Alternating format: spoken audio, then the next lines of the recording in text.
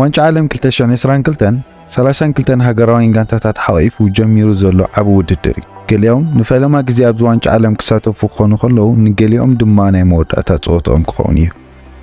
ሎሚ ድማ እዚ ኣብ ቀጠር ዝካየድ ዘሎ ዋንጫ ዓለም ናይ መወዳእታ ግዜኦም ዝሳተፉ ዘለዉ 10 ዓበይቲ ተጻወትቲ ኩዕሶ እግሪ ክንርኢ ኢና። ብቀዳማይ ደረጃ ንሪኦ ክርስቲያኖ ሮናልዶ ድሕሪ 2 ወርሒ 38 ዓመት ክመዲ እዩ። ኣብዚ ግዜ እዚ ካብ ማንቸስተር ዩናይትድ ተፋንዩ በዘይ ጋንታ ዝርከብ እዚ በዓል 5 ባሎን ዲኦር ክብረ ወሰናትን ዝኾነ ፖርቱጋላዊ ምስ ቢን ስፖርት ኣብ ዝገበሮ ዝርርብ ድሕሪ ቀጠር ካብ ሃገራዊ ፀወታታት ክእለ ይኽእል እዩ ዝብል ግምታት ኣሎ። ዝቕፅል ውድድር ዋንጫ ዓለም ኣብ ዝካየደሉ ወዲ 41 ዓመት ዝኸውን ሮናልዶ ኣብቲ ግዜ ገና ብክለብ ደረጃ ክፃወት ምዃኑ እኮ ዘጠራጥር ተዘይኮነ ኣብ ዝቕፅል ውድድር ዋንጫ ዓለም ክወዳደር ብቑዕ ክኸውን ግን ክትሓስቦ ዘፀግም እዩ። ስለዚ ድሕሪ ናይ ሎሚ ዓመት ውድድር ኣብ ዝቕፅል ዋንጫ ዓለም ዘይክንሪኦ ንኽእል ኢና። ቁፅሪ 2 ኔይማር ጁኒየር መጻኢ ክርስቲያኖ ሮናልዶ ኣብ ግምታት ዝተመርኮሰ ክኸውን ከሎ ናይ ኔይማር ግን ብመጠን ርጉፅ እዩ። እዚ ወዲ 30 ዓመት ብራዚላዊ ምስ ስፖርታዊ ጸብጻብ እትገብር ማዕከን ዜና ኣብ ዝገበሮ ዝርርብ ኣብ ካልእ ውድድር ክወዳደር ዝኽእል ናይ ኣእምሮ ጥንካረ ኣለኒ ኢሉ ስለዝኣምን ዋንጫ ዓለም 2022 ናይ መወዳእቱ ክኸውን ምዃኑ ኣረጋጊጹ ኣሎ። ስለዚ ዝቕፅል ውድድር ዋንጫ ዓለም ናብ ጎረቤቱ ሰሜን ኣሜሪካ ኣብ ዝመጻሉ ወዲ 34 ዓመት ዝኸውን ኔይማር ኣብቲ ውድድር ኣይክሳተፍን እዩ።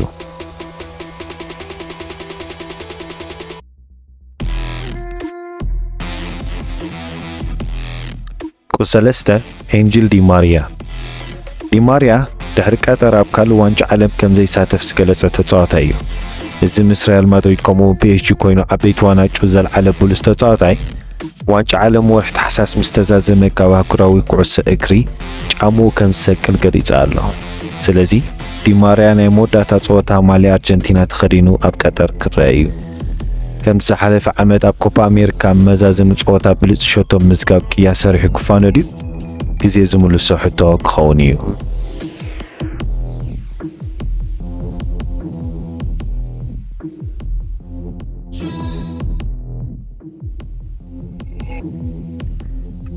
ቁጥር 4 ቶማስ ሙለር ኣብ ታሪኹ 32 ዋንጫታት ብምልዓል እቲ ዝበዝሐ ዋንጫ ዝዓተረ ጀርመናዊ ተጻዋታይ እዩ። ብዘይካዚ ኣብ ቡንደስሊጋ 152 ኣሲስት ምዝጋቡን ክብረ ወሰን ሒዙ ይርከብ። እዚ ኣዝዩ ድንቂ ናይ ሸቶም ምዝጋብን ምቅባልን ዓቕሚ ዘለዎ ተጻዋታይ ኣብ መፋርቕ 30ታት ዕድሚኡ ድሮ ናይ መወዳእታ ናይ ፀወታ ዘመኑ ዝቐረበ ይመስል። ኣብዚ ግዜ እዚ ምስ ቀዳመይት ጋንታ ባየርን ኣይኮነን፣ ምስ ሃገራዊት ጋንታ ጀርመን እውን ብዙሕ ተጻዋታታት ኣብ ተቓየሩ ወንበር ኮይኑ እዩ ዘሕልፎ ዘሎ። ስለዚ ሙለር ኣሰር ወዲ ሃገሩ ክሩስ ስዒቡ ካብ ሃገራዊ ፀወታታት ክፋኖ ትጽበዮ ክኸውን ግድን እዩ። ቁፅሪ 5 ሰርጂዮ ራሞስ ኣብ 2010 ንስፓኛ ኮይኑ ዋንጫ ዓለም ዘለዓለ ራሞስ ንዋንጫ ዓለም 2022 ግን ብኤንሪካ ይተፀውዐ። ኣብ ዋንጫ ዓለም ናይ ምስላፍ ናይ መወዳእታ ተስፉ ድማ ይመስል። ኣብ ናይ ፀወታ ዘመኑ 22 ዓበይቲ ዋናጩ ዘለዓለ ራሞስ ብሰንኪ ኣብ ዝቀረባ እዋን ዘጋጠሞ መስበርቲ ኤንሪካ ተኩሩ ናብ ካልኦት ዝቐየረ ይመስል። ኣብዚ ግዜ ድማ ኣብ ንኣሹ ኤንሪኬ ጋርሲያን ፓውል ቶረስን ከምኡ ድማ ሙኩር ኤምሪክ ላፖርትን ከም ናይ ማእከል ተኸላኸልቲ ኣካቲቱ ይፃወት ኣሎ።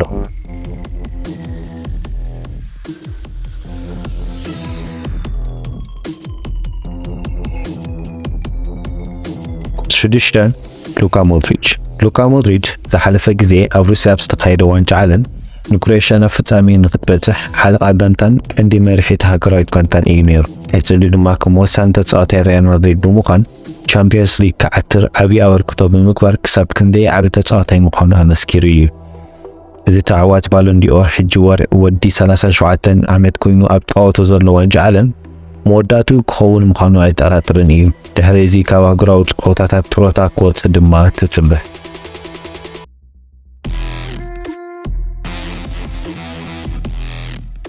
ቁጥሪ 7 ሉዊስ ስዋሬዝ የተወታ ዘመን ህይወቱ ኣብ ምዝዛም ይቐርብ ኣሎ። ብክለብን ሃገርን ደረጃ 10 ዓበይቲ ዋናጩ ከምኡ'ውን ልዕሊ 500 ሾትታት ዘመዝገበ ስዋሬዝ ብዘይ ጥርጥር ሓደ ካብቶም ዓበይቲ ዓጥቃዕቲ ወለድና እዩ።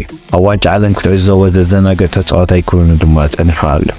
ኣብ 2014 ኢጣልያዊ ተኸላኻላይ ኬሊኒ ዝነኸሰ كمون أب 2010 أبرع ፍጻሜ አንጻር ጋና እቱት ኩዕሶ ብኢድ ብምምላስ ታሪክ ሰሪሓ ኣሎ ሎሚ ዓመት እውን ዳግማይ ጸወታ ዋንጫ ዓለም 2010 ናብ መንጎ ኡሩጓይን ጋናን ኣብ ጽበየ ብዝነበረ እዋን በቲ ናይ 2010 ፍጻሜ ከም ዘይተጣዓሰን የቕረበሉለይ ከም ዘይብል ምሕባር ኣርስቲ ሰሪሑ ኣሎ ስለዚ ምስ ምግላፍ ኡሩጓይ ኩላትና ንስዋረዝ ክናፍቆ ኢና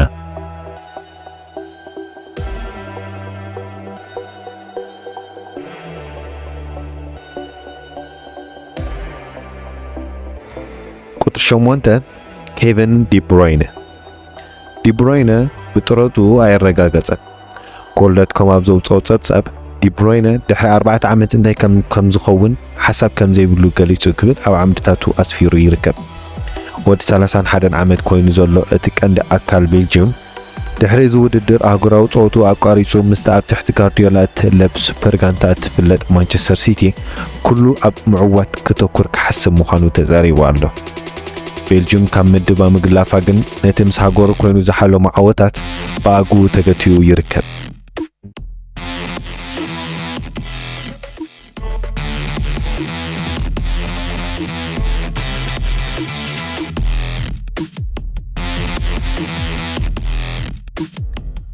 ቁጥሪ 9 ኤደን ሃዛርድ ኣብ 2019 ናብ ሪያል ማድሪድ ካብ ዝጽንበር ድሓር ህይወት ዘይጣዕሙ ሃዛርድ ክሳብ ሕጂ መርገም ቸልሲ ዝወጻሉ ኣይመስልን ኣብ ውሽጢ ሕደት ኣዋርሕ ጥራይ 32 ዓመት ዝመልእ ሃዛርድ ናይ ኩዕሶ እግሪ ዘመኑ ዘብቅዐ ይመስል ኣብዚ ዓመት ስፖርት ምስ ክለቡ ቦታ ሲኢኑ ክንሱ ብኣሰልጣኒ ቤልጅየም ሮበርቶ ማርቲነዝ እኳ ተመርጸ ድሕሪ ምግላፍ ቤልጅየም ስርሑ ዝገደፈ ማርቲነዝ ተኸቲሉ ካብ ሃገራዊ ጸወታታት ክፋኖት ጽበዮ ተጻዋታ እዩ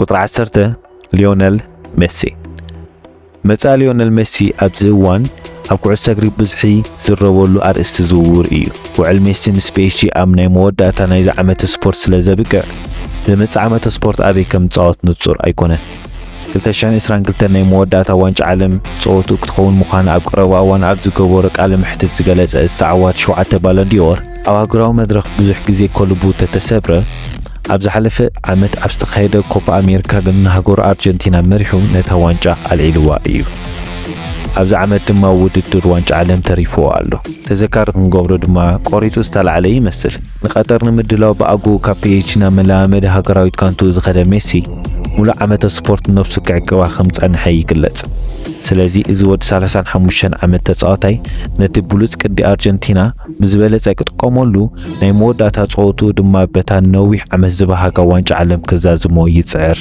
ኣሎ ንስኻትኩም ከ ነዛ ዋንጫ መን ወስዶ ኢልኩም ተሓስቡ ኣብ ኮመንት ጻሕፉለይ ብተወሳኺ ኣብዚ ዓመት ቤንዜማ ጁሩድ ፔፔ ቲያጎ ሲልቫ ኖየር ሌዋንዶውስኪን ካልኦትን ካብዚ ውድድር እዚ ናይ መወዳእታ ጸወቶም ተጻዊቶም ዝሰናብቱ ክኾኑ እዮም ኣብ ዝቕጽል ይረኽበና ምሳኹም ጸናሕኩ ኣብርሃም ኣፈወርቂ ቻው